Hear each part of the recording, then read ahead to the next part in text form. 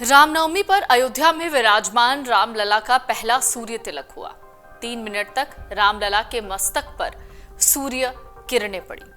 इसके लिए क्या कुछ था और क्या इसके पीछे साइंटिफिक तरीका अपनाया गया, तो चलिए आपको बताते हैं। जिस वक्त आप रामलला के मस्तक पर सूर्य तिलक देख रहे थे, उस वक्त किस तरीके की टेक्नोलॉजी यूज की गई थी और इसके साथ ही वो साइंस क्या था। तो बेंगलुरु की कंपनी ने अष्टधातु के 20 पाइप से यह सिस्टम तैयार किया। कंपनी ने 1 करोड़ 20 लाख का यह सिस्टम मंदिर को डोनेट किया।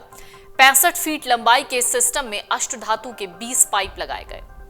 बुधवार को रामनवमी के मौके पर अयोध्या राम मंदिर की रामलला की मूर्ति के लिए एक अद्भुत घटना हुई, जो विशिष्ट वास्तुकला का उदाहरण थी।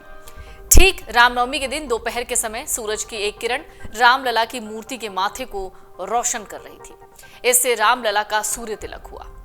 आइए जानते हैं इसके पीछे के विज्ञान को। दरअसल ये दर्पण और लेंस के नए सिस्टम की वजह से हुआ, जिसकी वजह से सूर्य की किरण को मूर्ति के माथे पर भेजा गया और ये घटना हर साल रामनवमी पर दोहराई जाएगी। दरअसल इसके लिए अष्टधातु के 65 फीट लंबे 20 पाइप लगाए गए। इसमें फिल्टर भी लगाया गया, जिससे गर्म किरणें रामलला पर ना पड़े। इन पाइपों को सीलिंग से जोड़ते हुए लगाया गया। आपको बता दें, अयोध्या में नवनिर्मित राम मंदिर के अंदर इसके लिए लेंस और दर्पण की व्यवस्था की गई और जिसके बाद रामलला के मस्तक पर आपको सूर्य की किरण दिखी।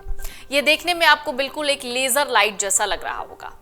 हर रामनवमी पर दोपहर के वक्त सूर्य की एक किरण रामलला की मूर्ति के माथे को ठीक इसी तरीके से रोशन करेगी। आपको बता दें, अलौकिक राम मंदिर में रामनवमी का मुख्य पर्व बुधवार को पहली बार मनाया गया। रामनवमी पर रामलला के प्राकट्य बेला में मध्याह्न भगवान के ललाट पर सूर्याभिषेक या सूर्य तिलक हुआ।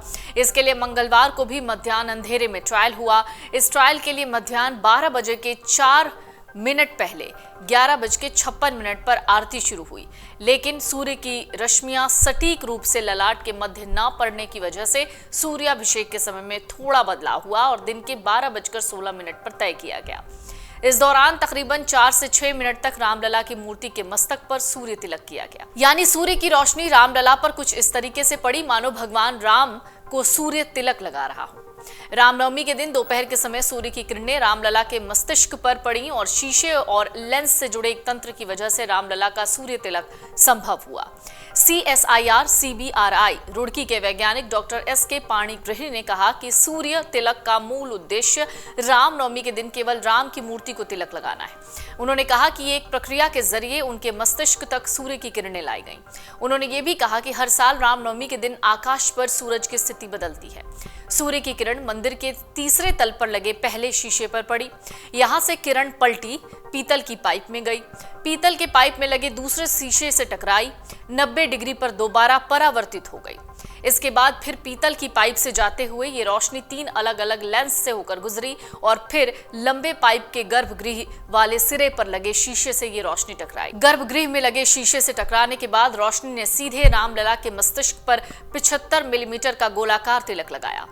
आपको बता दें, बेंगलुरु की एक कंपनी ने 8 धातुओं को मिलाकर 20 पाइपों से यह सिस्टम बनाया। कंपनी ने 1 करोड़ 20 लाख रुपए का यह सिस्टम मंदिर को दान में दिया। 65 फीट लंबे इस सिस्टम में 8 धातु के 20 पाइप लगाए गए।